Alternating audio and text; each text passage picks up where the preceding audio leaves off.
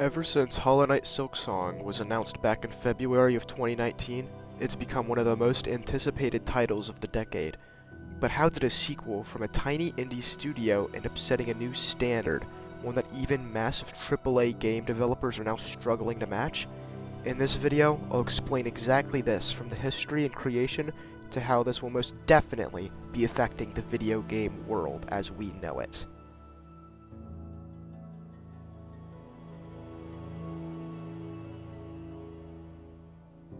Before talking about how this hit title affects AAA companies, let's talk a little bit about the history of this game's creation.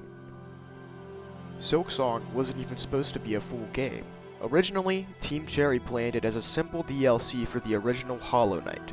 The main reason that they didn't follow through with this, though, is funnily enough because of Hornet's features and how she was too tall and wouldn't fit the proportions of the base game, forcing Team Cherry to create a whole new world that fits her proportions and height. Now, since that day in 2019, Silksong had been in development. We later found out that the reason this masterpiece was taking so long wasn't because the developers were struggling, but because of what can only be defined as development heaven. The devs themselves stated in a recent interview that the game was so fun to develop that their passion took over any deadlines. Their love of the world they were creating pushed them to create a better game whilst also having fun coming up with new areas, enemies, mechanics, and boss fights. Another reason Silksong took almost 7 years is because every single animation in the game is hand-drawn, then beautifully stitched together in animation afterwards. This again shows the incredible passion coming from Team Cherry that really shows they were committed to creating a stunning atmosphere and experience for the player.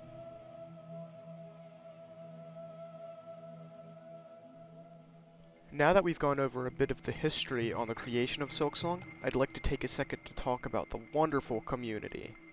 It is baffling to me that throughout the entirety of this game's development, the community has remained loyal and kind to the developers. Throughout the development, there have been some creators that have slowly increased hype for the game as it was building. For example, Daily Silksong News has been posting videos for the community daily since January of 2021, allowing a small but meaningful space for the community to talk about their excitement about the game. Another area where the Silksong and Hollow Knight community could theorize and converse about the upcoming title was the Silksong Reddit page, which was created on August 9th of 2021, which is just about 4 years ago from now. Now that I've spoken on some brief history during the development of Silksong, I would like to speak on how this will most likely be impacting the gaming industry.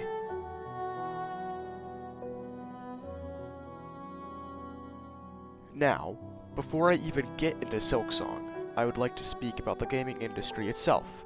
For years, we've been seeing effort and quality dropping at alarming rates while these companies keep raising price tags for what is mostly glitchy, unfinished slop that is filling the market. I'm not saying all AAA industries are doing this, but the price tags on games raising up to $80 is insane. A prime example is Mario Kart World. Other than the open world bit, it's unoriginal and seems to be overpriced, and very clear Nintendo's just trying to use its popularity from the Mario franchise to make a quick buck. I could keep going on and on about Nintendo, but that would be a whole nother video in itself. So anyways, one other topic I would like to speak briefly on is how Silksong is affecting other indie titles. Some popular examples that I've noticed are Peak and Clover Pit, that have both made comments about how their games will lose traction while Silksong comes out, to the point that the devs of Clover Pit, as well as a few other indie titles, are postponing their games to allow time for Silksong to run its course, lest these devs' hard work be overlooked for a much more anticipated title.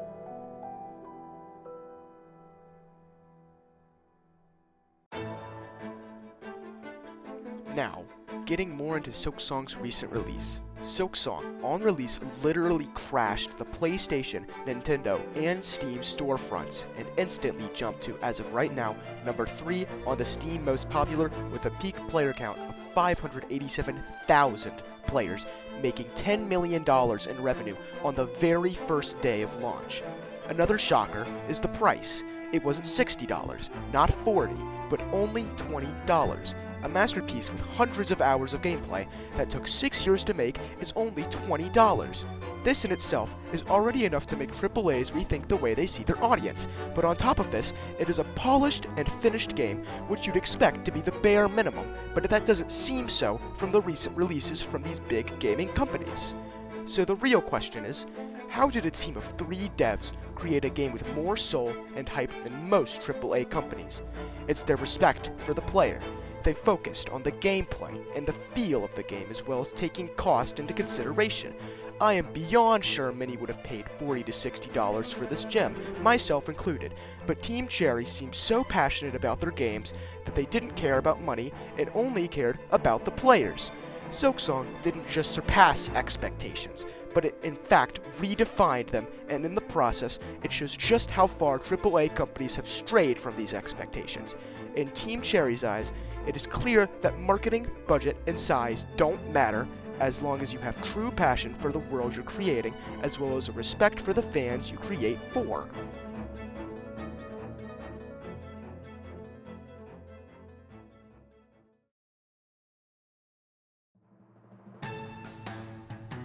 Aren't you tired of your games being filled to the brim with microtransactions, battle passes, and other expansions that are clear cash grabs? They say they may not be required to play the game, but if you don't have them, there are many unfair advantages that those who spend possibly hundreds of dollars get.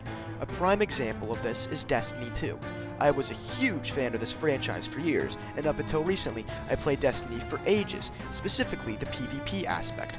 But now, you need to buy all these expansions that have weapons that are limited to them. The PvP experience will never ever be the same again. You just see overpriced expansions that you were essentially required to own to have a single good experience at all. Another prime example of this is when Overwatch transitioned to Overwatch 2. Overwatch was my most played game before Destiny, and I loved it dearly. What I want to point out for Overwatch is that they took away loot boxes, which were free, and added a battle pass, which originally having no way to get paid for currency. My brother even bought early access when he heard of the PvE mode, but his money was promptly wasted when he found out they were canceling it. We need to see what's happening right before our very eyes. All the games and companies we know and love are being bought up by big corporations. Bungie, now owned by Sony. Activision Blizzard, acquired by Microsoft. Soon, independence in games will be a myth that has been sucked up by all these corporations that seem to want nothing more than to drain your wallets. But there is something you can do. These companies know that because of the name on the brand, that many titles they produce will sell anyway, even if they are unpolished, unfinished, and poorly made. What you can do is not buy them. I know it's a very difficult choice to make, because, well, why wouldn't you pay for a game that you want and just wait for it to be fixed with bug fixes and other fixes until it is playable? It's because it should be simply unacceptable to release a game unfinished just so you can cash in on the hype for those to purchase it to realize it was a terrible decision. It's essentially emotional manipulation. All these people that purchase games waiting for a great game so they can relax and enjoy themselves in their free time never get the chance to because the game was never finished in the first place, leaving them unsatisfied and sad that their game that they were anticipating for so long turned out to be a flop. All this being said, Silksong is a glimmer of hope. Knowledge that there are developers out there that truly care about their work. Omori, Silksong, Deltarune, Undertale, and many other hit indies are what's keeping the gaming industry full of soul and passion. Silksong is more than just a sequel. It's a statement that's built on care and respect for the player. While AAA continues to chase revenue through unfinished games and microtransactions, Team Cherry had built something that reminds us what video games should truly be. Immersive, artistic, and above all else, fun. It shows that with real, true passion, a small group can shake an entire industry, whilst also revealing how far many major devs have strayed from the true heart of game creation. In the end, Silksong shows that passion will always beat profits, and as long as there are devs like Team Cherry, there's still hope for the future of gaming.